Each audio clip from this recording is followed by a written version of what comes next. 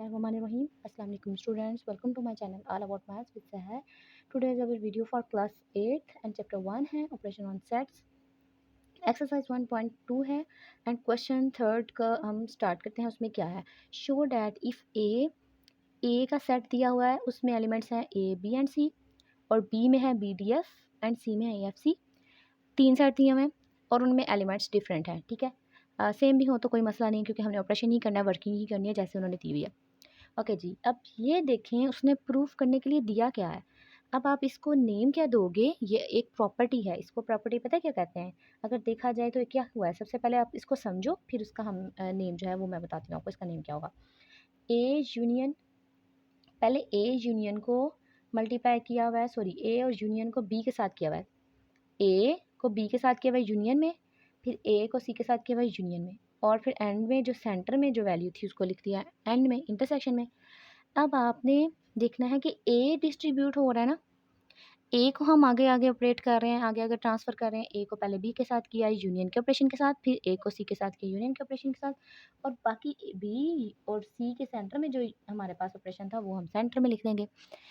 अच्छा जी, इसको हम कहते हैं डिस्ट्रीब्यूटिव प्रॉपर्टी. मैं यहाँ पर लिख देती हूँ, डिस्ट्रीब्यूटिव प्रॉपर्टी ऑफ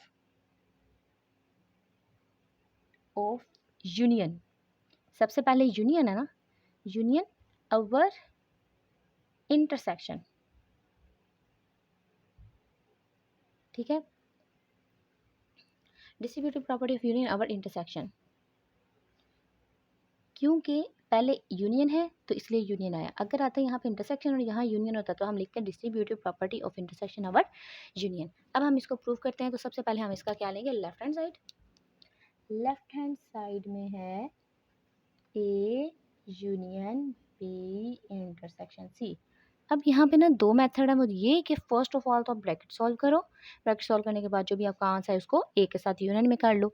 नहीं तो दूसरा मेथड पता है क्या, सिंपल सा, वो आपने सारे सेट्स लिख लेने हैं, फिर आपने पहले ब्रैकेट वाले को सॉल्व करना है और फिर बाद में जो बचेगा उसको उसके साथ सॉल्व कर देना है. तो मैं दोनों मेथड तो नहीं करवा रही, एक ही करवाऊँगी. जो मुझे ज़्यादा ईज़ी लगता है वो आप करें. अगर आप कहते हैं कि दूसरा मेथड भी करवाएँ तो फिर मैं दूसरा भी करवाऊँगी. आप फिर मुझे कमेंट में बता दीजिएगा कि आप सेकंड भी करवाएँ. सबसे पहले हम ब्रैकेट को सॉल्व करेंगे. मुझे ये सबसे बेस्ट लगता है, क्योंकि हम इसमें स्पेस भी कम यूज़ होती है और हमारी कॉपी गंदी भी नहीं लगती कि 3-3 लिखने हैं और कैसे-कैसे सेट को अरेंज करें. तो जब हम 2 ले लेते हैं ना, या ब्रैकेट को सॉल्व कर लेते हैं, तो उससे ये होता है कि स्पेस भी मैनेज हो जाती है और फिर हमें आंसर भी ईज़िली आ जाता है. सबसे पहले हमने क्या करना है, ब्रैकेट सॉल्व करनी है according to rule. Bracket solve करेंगे बोर्ड मैथ्स के अकॉर्डिंग. ब्रैकेट में क्या है बच्चों, ब्रैकेट में सबसे पहले बी है और बी का सेट लिख देना. सबसे पहले है बी डी एंड एफ, फिर सेंटर में है हमारे पास इंटरसेक्शन, और बाद में है सी की वैल्यू. तो सी में क्या है, ए एफ एंड सी. अब हमने देखना है कि ऑपरेशन है इंटरसेक्शन, और आपको पता है कि इंटरसेक्शन का मतलब होता है कि जो दोनों में कॉमन हो, जो एक जैसा हो देखने में, वो लिखते हैं. तो एक जैसा कौन सा है, बी सेम है, नो. डी सेम है, नो. एफ सेम है, यस. तो हम क्या लिखेंगे, ओनली एफ. इसका मतलब हमारे पास जो ब्रैकेट सॉल्व हुई वो है ओनली एफ एलिमेंट. अब आपने क्या करना है, यहाँ पे बच्चे ना तो थोड़ी कन्फ्यूजन ये कर जाते हैं कि जो आंसर आया होता है उसको पहले लिख देते हैं और जो वैल्यू होती है उसको बाद में लिखते हैं. नो, आपने पता क्या करना है, ब्रैकेट लिख ली, ब्रैकेट का आंसर भी आ गया, फिर आपने ना लेफ्ट हैंड साइड सारी लिख लेनी है. सारी में क्या है, A union into B intersection C. आपको पता है कि ए सिंगल है तो ए का सेट आपने लिख देना है. आपने ये भी नहीं करना कि बी इंटरसेक्शन सी पहले लिख दिया. नो, जो पहले है हम उसको ही पहले लिखेंगे, ए बी एंड सी. फिर सेंटर में जो ऑपरेशन अभी अभी हमने यूज़ करना है वो है यूनियन. और आपको ये भी पता है कि हमने बी इंटरसेक्शन सी को पहले से ही फाइंड कर लिया हुआ है, वो क्या है, एफ. अब आपको हर की ज़रूरत नहीं है कि आप बी इंटरसेक्शन सी सारा सारा लिखो. आपने ए लिखा बिकॉज वो फर्स्ट पे था. अगर लेट करो कि ए बाद में होता तो हम ए को बाद में लिखते. यहाँ पे ए पहले, तो ए पहले लिखा, और बी इंटरसेक्शन सी की जो वैल्यू है वो हमने बाद में लिख ली. पहले ऑपरेशन था इंटरसेक्शन का ब्रैकेट के अंदर, उसको हमने इंटरसेक्शन के अकॉर्डिंग किया. अब है यहाँ पे यूनियन का, क्योंकि ये तो सॉल्व आउट हो गया, बाकी बचा हमारे पास यूनियन का. हम यूनियन करेंगे. यूनियन में हम क्या करते हैं, अरेंज करते हैं ए बी सी। अब डी नहीं है तो अब डी नहीं लिखोगे, उसके बाद एफ है तो एफ लिख देंगे। ये हो गया हमारे पास लेफ्ट हैंड साइड का आंसर। अब हम लेने लगे हैं right hand side. Left hand side को हाईलाइट कर लेते हैं। अब राइट हैंड साइड लेने लगे हैं। राइट हैंड साइड में बच्चों क्या है, इसमें 2 ब्रैकेट हैं, तो आपने ध्यान से पहले एक ब्रैकेट सॉल्व करनी है, फिर दूसरी, और फिर जो ऑपरेशन दोनों का इकट्ठा होगा आपने वो करना है। सबसे पहले आपने ये वाली ले लेनी है, ए यूनियन बी। ए की वैल्यू है ए बी सी यूनियन, यहाँ पे अब हम बी की वैल्यू लेंगे जो कि बी डी एंड एफ है, तो हम दोनों लेंगे। अब यहाँ पे देखा जाए थोड़ी हम एक लाइन छोड़ देते हैं बिकॉज ज़रा नीट भी लगना चाहिए, सो हम क्या करेंगे एक लाइन छोड़ देंगे। ओके जी, यूनियन में अब हम क्या करते हैं, फिर से अरेंज, जो ऑपरेशन में ब्रैकेट में मौजूद होगा ऑपरेशन होगा वही करेंगे। जैसे यहाँ पे पहले ब्रैकेट में इंटरसेक्शन था तो इंटरसेक्शन किया, यूनियन था तो यूनियन किया। अब यहाँ पे हमारे पास ब्रैकेट, दोनों ब्रैकेट में यूनियन यूनियन है। सबसे पहले हम यूनियन यूनियन सॉल्व करेंगे। ए, उसके बाद बी दोनों में है तो हम एक दफ़ा लिखेंगे, सी भी है, डी भी है अब इसमें, और एफ भी है। सो ये अभी आंसर आया इसका। अब हमने इसका फाइंड करना है, ए यूनियन सी। ओके जी, जो अब हमारे राइट हैंड साइड में सेकंड ब्रैकेट थे मैं वो सॉल्व कर रही हूँ, जिसमें ए की वैल्यू हमारे पास है ए बी एंड सी। फिर सेंटर में यूनियन का ऑपरेशन है तो यूनियन लगाएंगे, और फिर लिखेंगे सी की वैल्यू, और सी की वैल्यू है ए एफ एंड सी। अब आपको पता है यूनियन में हम अरेंज करते हैं, सो अरेंज करते हैं ए बी सी, डी नहीं है तो एफ। ये आ गया हमारे पास 2 वैल्यूज़। फर्स्ट है हमारे पास A B C D F, and second है ए बी सी एफ। अब according to right hand side, ये है राइट हैंड साइड हमारे पास सारी, ये सारी आपने लिख लेनी है।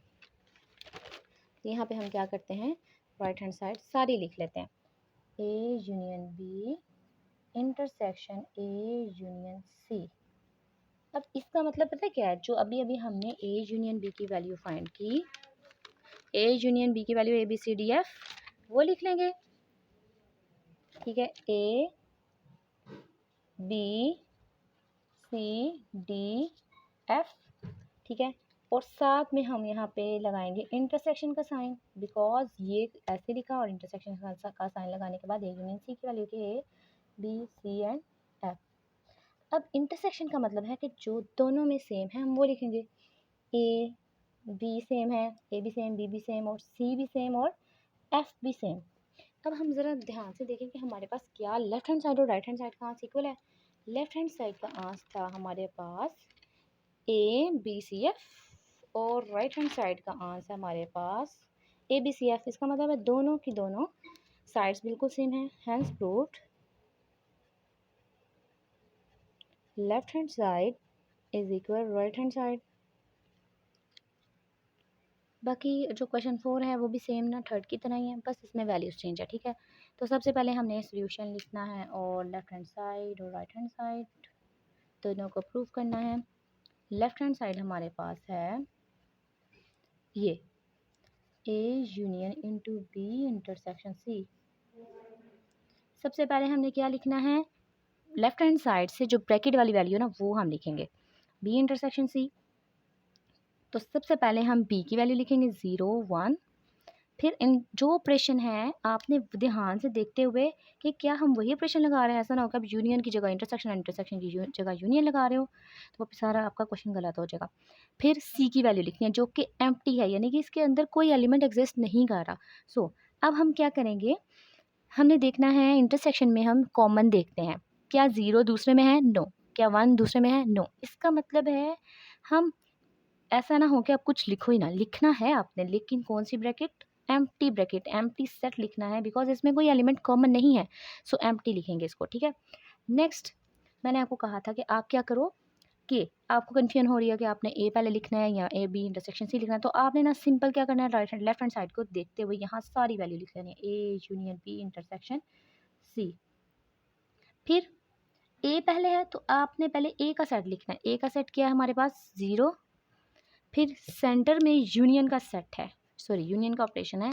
फिर बी इंटरसेक्शन सी का जो अभी अभी हमने रिसेंटली आंसर निकाला है वो लिखेंगे, लिख लिया। अब आपको पता है कि यूनियन में हम अरेंज करते हैं तो ज़ीरो है तो ज़ीरो सबसे पहले लिखा जाएगा। क्या आप दूसरे में 1 2 3 नहीं है, सो हम वो नहीं लिखेंगे, खाली ज़ीरो ही आ जाएगा क्योंकि वो एक एलिमेंट तो है, वो एक होल नंबर की वैल्यू तो है ना, इसलिए हम वो लिखेंगे। नेक्स्ट अब हम करते हैं, ये हमारा हो गया लेफ्ट हैंड साइड। अब हम राइट हैंड साइड करते हैं जो कि A union B into intersection A union सी।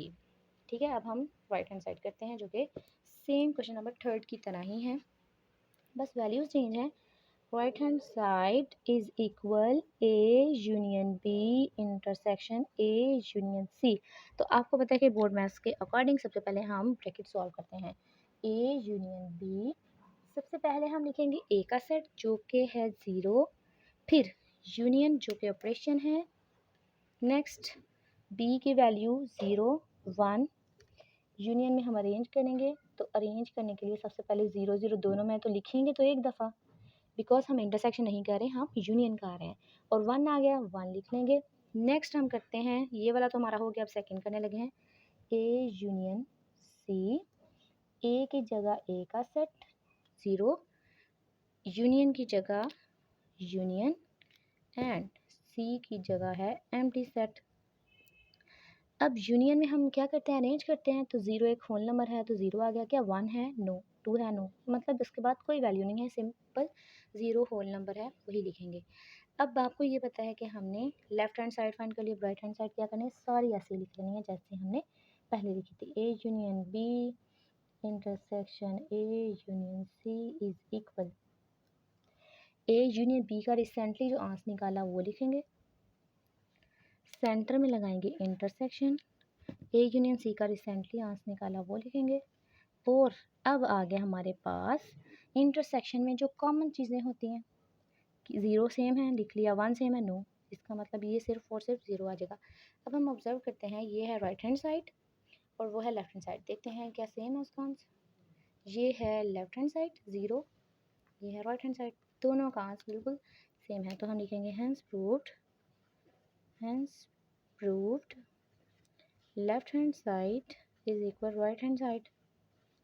यही तो हमने प्रूव करना था, दोनों की वैल्यू लेफ्ट हैंड साइड और राइट हैंड साइड की सेम आएगी तभी हमारा वेरिफिकेशन होगा। अगर नहीं आ रहा तो आपका जो है वो कैलकुलेशन गलत है, आपका आंसर गलत है।